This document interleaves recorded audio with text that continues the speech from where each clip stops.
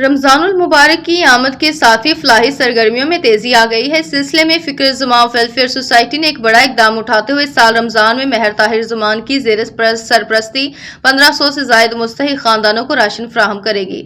इस मौके पर सदर सोसाइटी उस्मान शमशाद ने बताया कि राशन मुस्तहिक खानदानों की दहलीज तक पहुंचाया जाएगा। सोसाइटी के तर्जुमान के मुताबिक मुस्तहिक खानदानों का बाकायदा सर्वे किया गया है ताकि इमदाद शफाफ तरीके से हकीकी हकदारों तक पहुंचाई जा सके। तकसीम किए जाने वाले राशन पैकेजेस में आटा, चावल, दालें, घी, चीनी और दीगर बुनियादी अशिया जरूरियात शामिल होंगी। महर ताहिर जमान का कहना है कि रमजानुल मुबारक में हमदर्दी और एसार का दर्ज देता है और इसे जज्बे के तहत ये इकदाम किया जा रहा है। सदर उस्मान शमशाद इस मौके पर अपने ख्यालात का इजहार करते हुए कहा कि ऐसे फलाही काम मुआशरे में मुस्बत तब्दीली लाने का जरिया बनते हैं और सबको इसमें अपना किरदार अदा करना चाहिए।